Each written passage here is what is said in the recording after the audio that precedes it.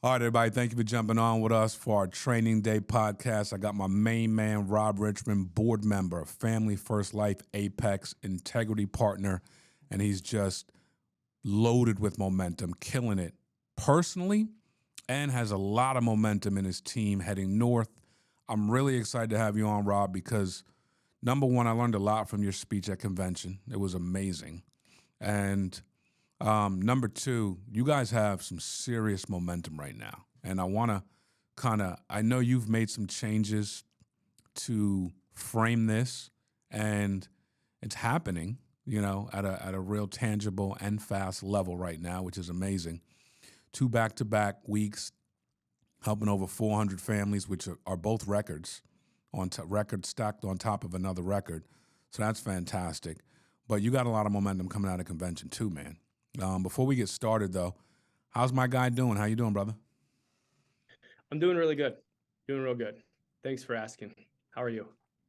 I'm doing fantastic, dude, and appreciate you asking as well. So talk to us, baby. Apex is on the move. What are some things that are happening that you're seeing? Yeah, we're on the move. Here's what I'll tell you is that this business freaking sucks a lot if you're not doing the small things. And I always thought I did the small things right. I thought that's what my value add to any organization I've ever been a part of, was just focusing on doing the small things, because everybody can do the big things right. Not everybody can do the small things consistently. Mm-hmm. And I always thought I was really good at those things. Turns out I was really bad at them the last year and a half. And I'm not good at delegating. And the awareness of it is pretty big. I'm not good. Maybe I'm good at I'm good at like delegating, but then like the follow through on the delegation of the things I'm not good at. So I was putting a lot of the responsibility on other people, thinking that that's what I was supposed to be doing. And I had myself convinced of that. And I was putting a lot of pressure on people instead of the system, when like in my head, I was thinking the pressure was going on the system, but really the opposite was happening. And we would take 1 step forward and 3-4 steps back. And 1 step forward, 2 steps back occasionally is healthy, but the consistency of the 1 step forward, 3 steps back, 2 steps forward, 5 steps back, like it put us on this dang hamster wheel for a year and a half. I made a decision that I didn't like where we were at.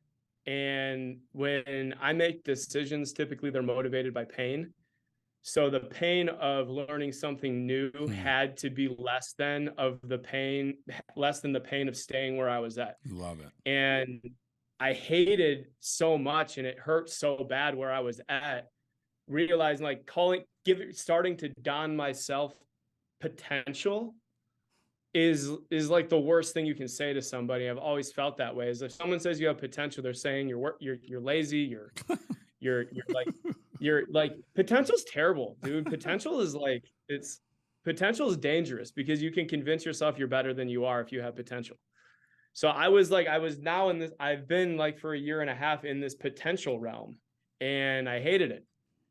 So how do you get potential into energy? It's action, and it's learning something new that is really scary, because if you try to learn something new and you can't do it, it invalidates you as a leader. Wow. And I was really scared to do that.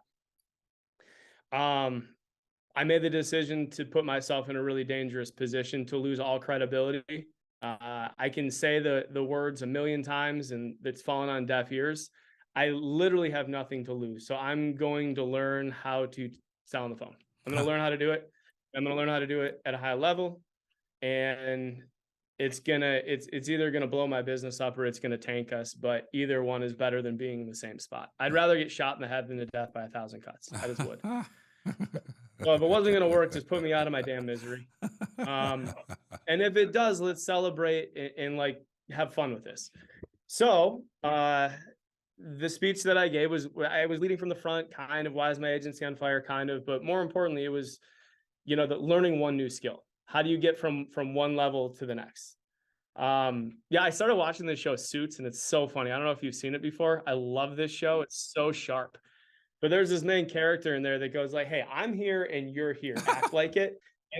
And like, but it was not even like, it was just, it's at a loss, this whole thing. But I'm having this conversation in my own head about myself. Wow. And I'm like, bro, you should be here, but you're here. Why are you here? Right. Like, get it together, bro. Get up here. You should be here. Everybody's telling you should be here, and you're here. Right. What is wrong with you? Right. So I just wanted to get up here. Now I'm not here yet. Nina's here. Nina and Hayden are here. I'm here. But I want to get closer to that here by doing the things that got people that were here up to here. Right. So, and you can't do it by yourself. I always thought you could. I thought in a way that you could just put people, you could put a whole group on your back. That worked with like 25, 30, 40, 50 agents. Like 500 agents, I'm not that strong. So I couldn't do it by myself anymore. Right. And that was an adjustment as well. What happened was I started to be present again. And like, I don't want to give the analogy I had in my head. Let me think of another one. When you have a figurehead that is a figurehead but does a lot of stuff behind the scenes, and if like they just go away, like stuff starts to slowly diffuse.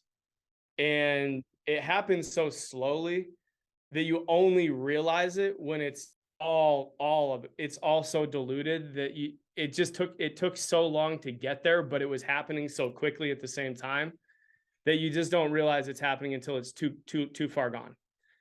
That happened with me. It took a year and a half to get to the point of no return without even realizing that it was happening every day. So in true fashion,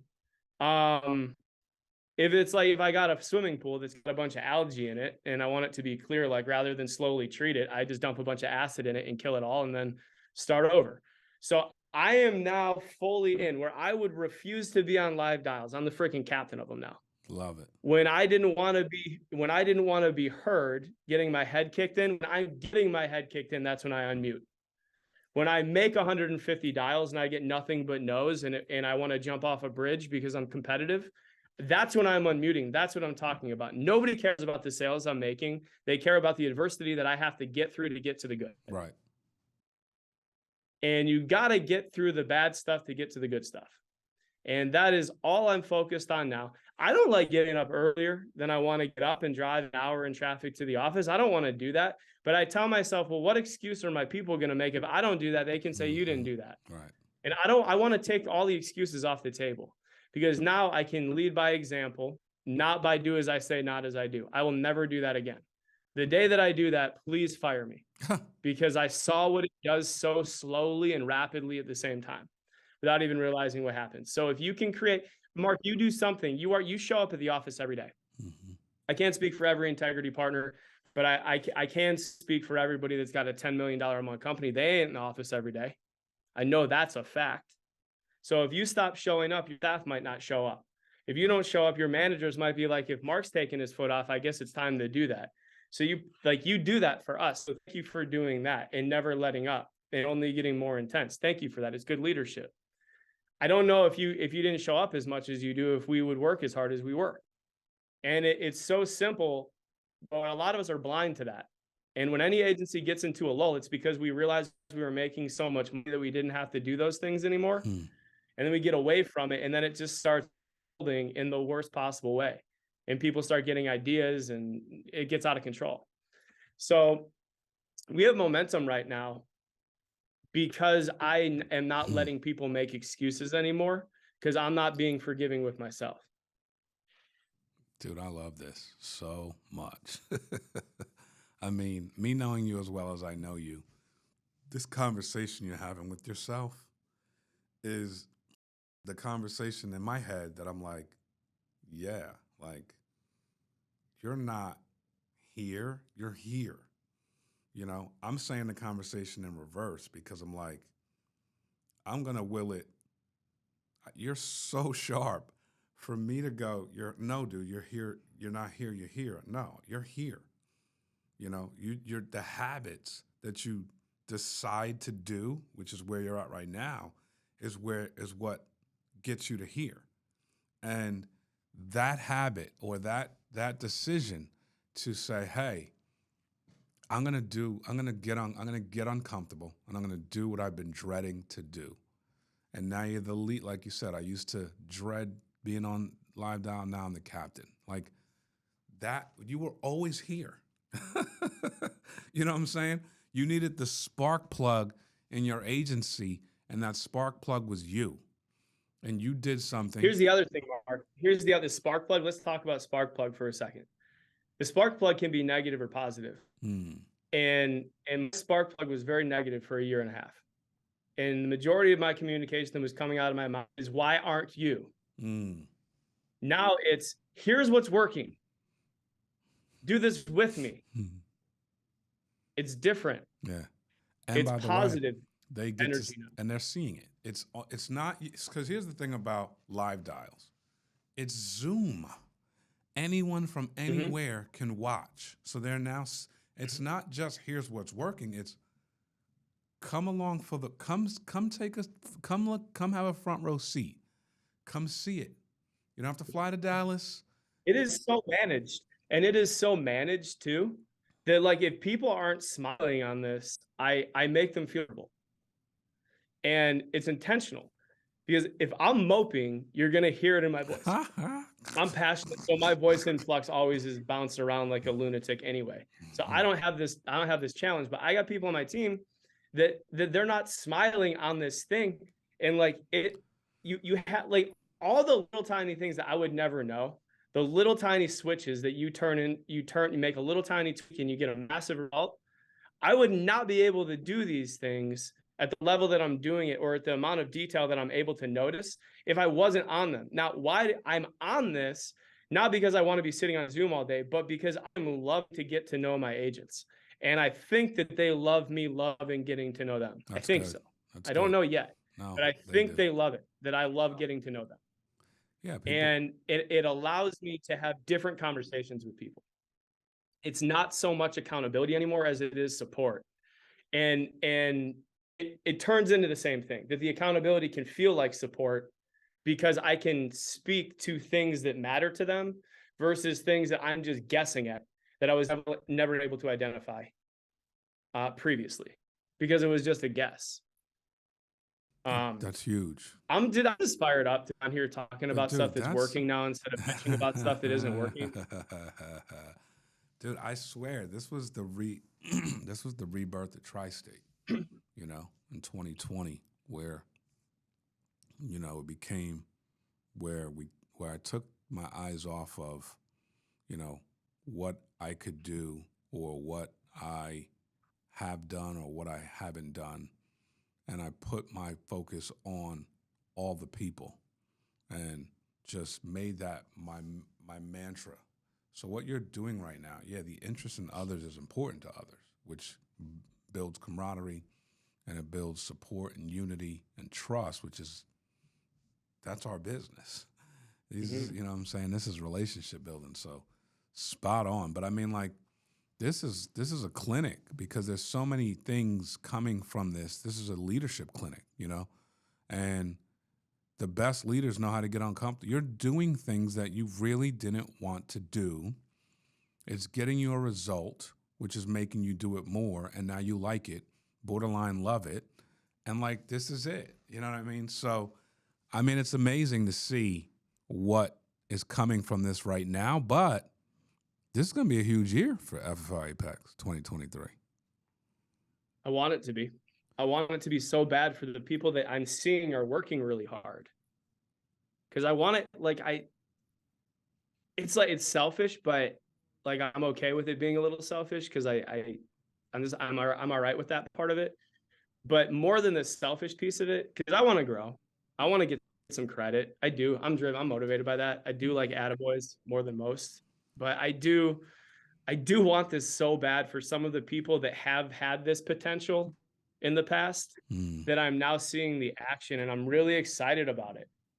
I'm just seeing that. I'm seeing guys like Jeremy Lewis that would always push back so hard on any kind of structure, that now feels really good about being the leader of the Zoom room. It's amazing. Because people wanted to get to know what Jeremy's doing to get his $10,000 a week. And say, he really is. Yeah. He really is. I don't know if you got any time with him at convention. I wasn't sure if he was going to come or not, but it was so cool to get time with him. I did get some time with him. And like his presence is good. Yeah. And you can't teach that, you know? Yeah. So having people that have that aura, that presence, that you have agents come to you that he's not getting paid on, that he's like, Jeremy has impacted my career. Like to then have him be like, I think I'm ready now. Yeah, that's huge. To actually build and to do this, that is amazing.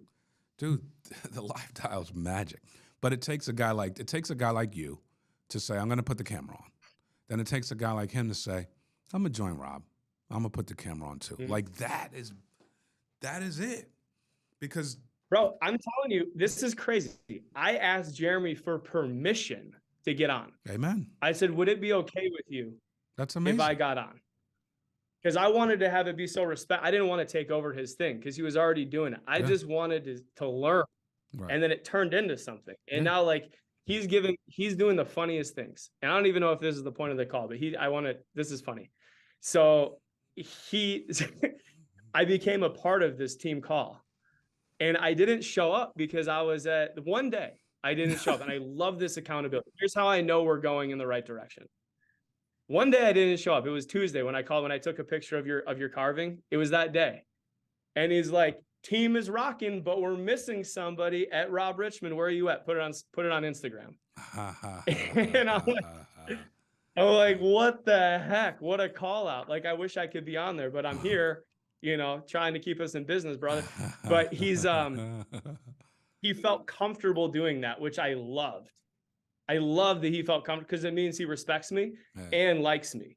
And that means a lot because you don't do that to somebody if you're worried about how they're going to react. He knew that like that was the bold statement and I needed to get my butt on there. He was holding me accountable. And I love that, which means now we can all hold each other accountable to get this concentrated liquid in place. So now the people that we can put in here are just going to become parts of it. Going to get chewed up and spit out pretty quick, which is another thing that I love is when you can have a culture that is results driven, not a complaining fest.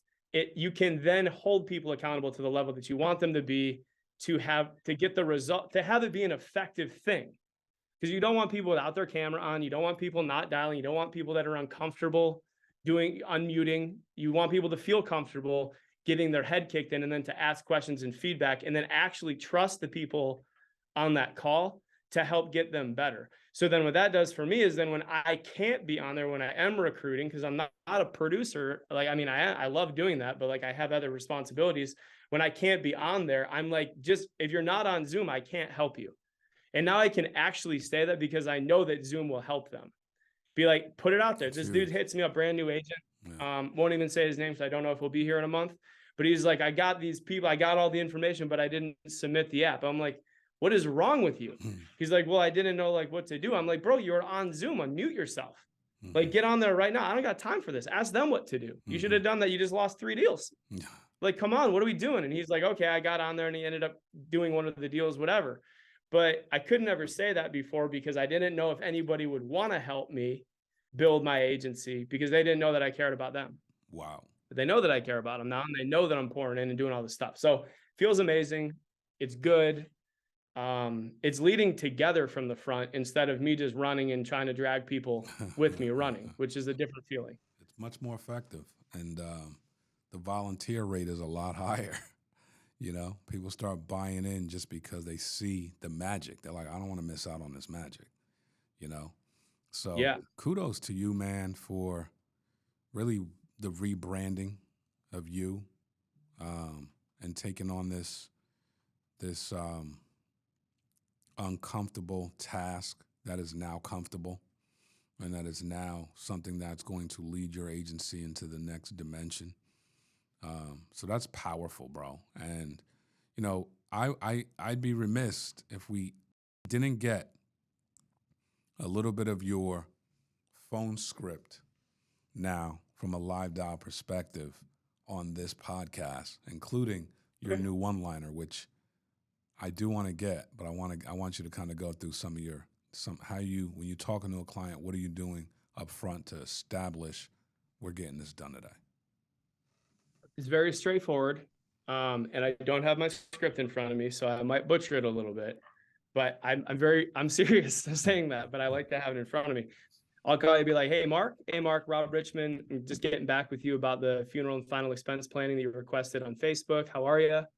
You say, whatever. I'm like, Mark, I'm the guy who's been assigned to help you take care of this for your family. How's your day going so far? And I try to be a human about it. And then I say, just to verify, I've got your date of birth is this, and I have your mailing address is this. Is that correct? Yes, it is. Now, Mark, is this a home phone number or a cell phone? This is the one-liner that you like.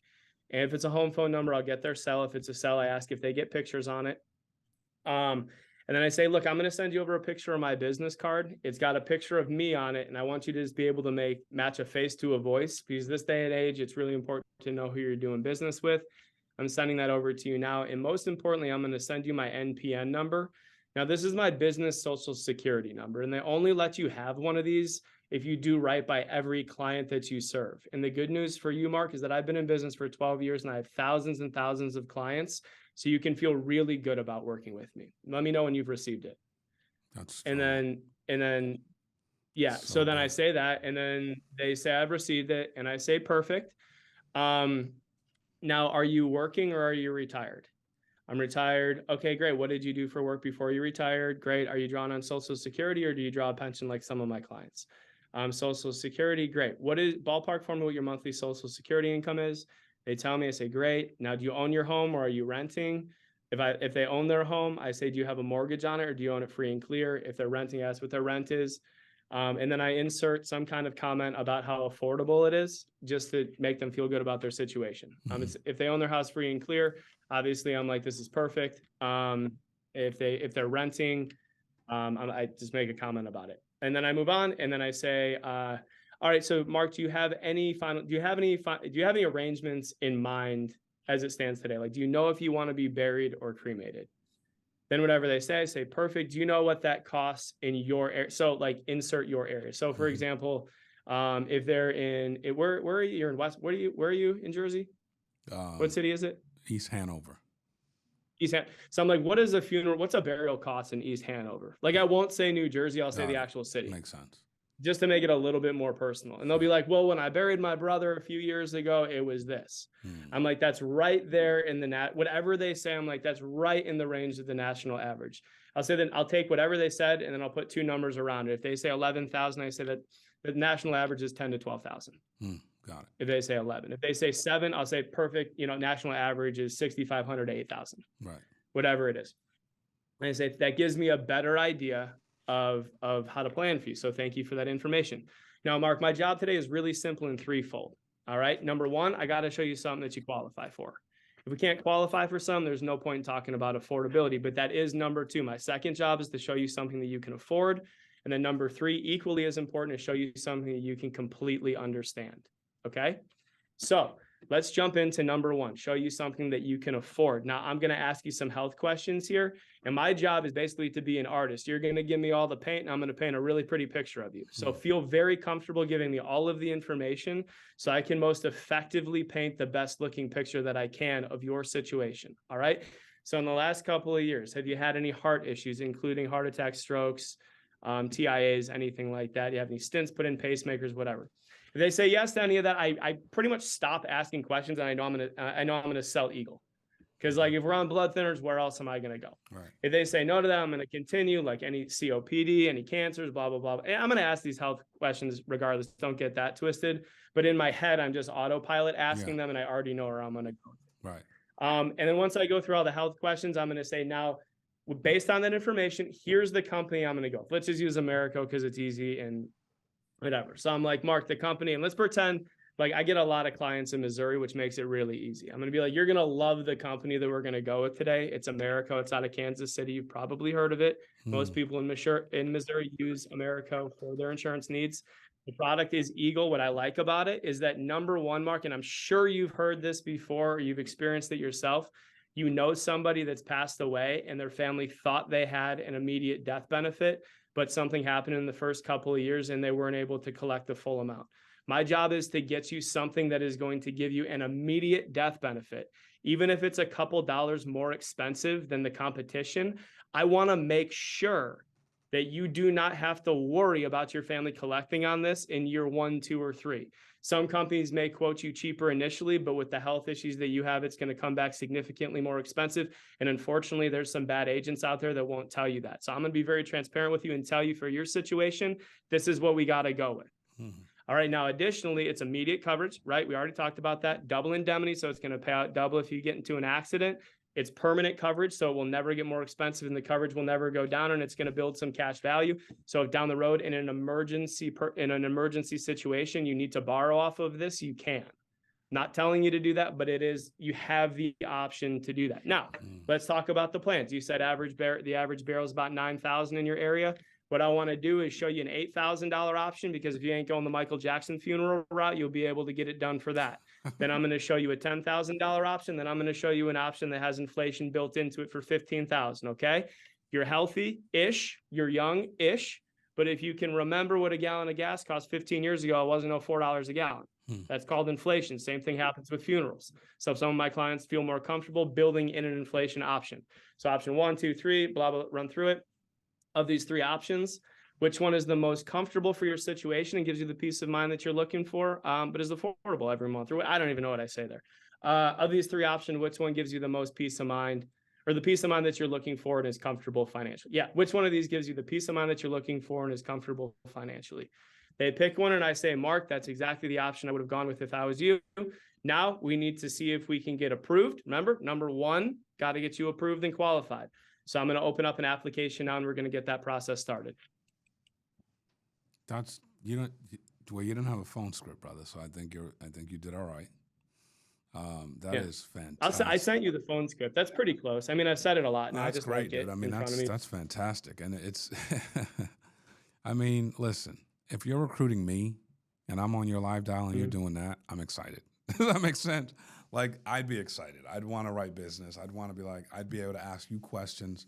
You're a master at this. I mean, like, it's really awesome. So the feedback, Mark, that I got was that's not too that's pretty simple. Yeah. Like, there's nothing crazy about that. Yeah. I can do that. 100%. So and that's why it's growing vertically right now. Yeah. And the sales piece of this is like that I don't script into the presentation, is that we're in sales. We got to act like it. So I'm not going to script in rapport. That doesn't work. So you have, like, throughout the presentation, like for everybody in Jersey, I talk about you. I'm like, my boss is out in Jersey. We go there once a year. I love this area called Montclair. Then I make fun of myself because I hurt my knees running up those hills. If they know where that's at, I'll be relatable. Or there's that seafood place right next to that hotel, whatever it is. Wherever it is, I ask about an NFL team, or if it's people. Here's my favorite one. This is just ideas for rapport.